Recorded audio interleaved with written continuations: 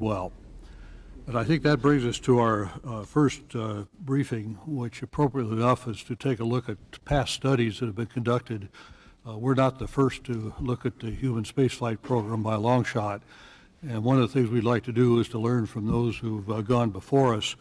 Mike Hawes, who you heard Chris describe his position at NASA, has been assigned to give us technical support, and as I say, has done a terrific job of it. And Mike, if you would care to give us a little bit of a summary of past studies that relate to our charter. Thank you, Norm. That's exactly what I'd like to do, and I only have one, well, it's actually a double-sided chart, and exactly as you captured, this exploration mission question has been studied a number of times by NASA and externals. Some of the studies we have provided you in your homework packages that we have been sending you weekly since you got named. Some of them we'll be able to hear and discuss in our preparatory sessions, and some of them you'll actually hear beginning today in this public session. So that's really what I wanted to just set that kind of context. We kind of reached back and went back. We didn't go all the way back to Wernher von Braun, but we went back into the late 80s anyway and have pulled out. And I would say that the words here are mine. If anybody disagrees with the characterization of perhaps what the themes were in here, you can feel free to snarl at me, outside during lunch or something. So we start with the Exploration Office case studies back in the late 80s. The 90-day study, which was Dr. Aaron Cohen. The synthesis report, we heard a little bit from General Tom about the synthesis report. We've provided that for you with copies, so you have multiple versions about that. Followed on with the Office of Exploration, a Lunar Outpost study in '93.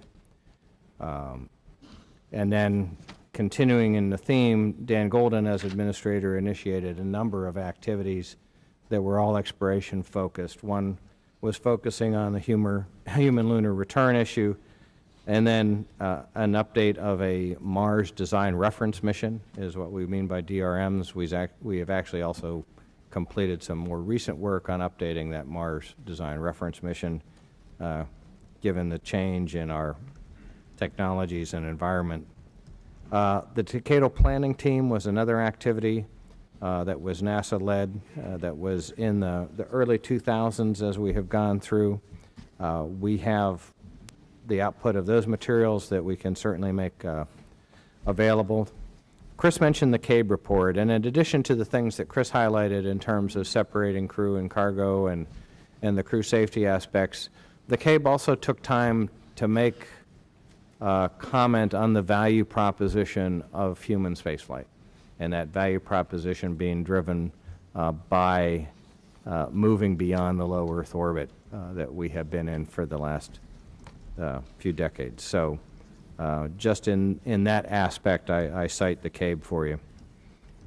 Just after the vision was released, we went through a variety of what we called concept exploration and refinement studies. We've actually provided you, I believe, most of those studies in terms of the study packages already. And those studies were across a very broad set of topics and several teams and companies involved in those, so there's actually a wealth of interesting stuff here. When Mike Griffin came in as administrator, he kicked off what has become known as ESAS, the Exploration Systems Architecture Study, and ESAS has set the foundation of where we are today. And so much of what you'll hear from the baseline program has its roots in ESAS, but it has grown and modified in ways as we have gotten really into the detailed design, given the maturity of the program today. There are a few alternative options that are out there. The direct option is one that's well known and well publicized external to the agency. We'll actually hear from the direct team this afternoon, so you'll have an opportunity to actually hear that. We did a study within the agency that we called Exploration Acceleration. This was done by Ralph Rowe. As you know, Ralph is on my team. It was done with the full cooperation of Doug and Jeff and the whole Constellation program team, and looked at potential ways to increase our cost confidence for the program. And I think many of the steps that Jeff and Doug are taking now are well tied to that study activity. And then we heard a little bit as well, and has been in your homework, a recent Congressional Budget Office report that kind of lays out some of the constraints of various scenarios of exploration given NASA's budget profile. So that's the context I wanted to set. There are probably many more. You will hear some other variations of activities today. That was the goal for today, was to get all of this kind of laid out on the table for the panel, and then have you work with the NASA team to determine what are the actions that we need to take and go study in more depth.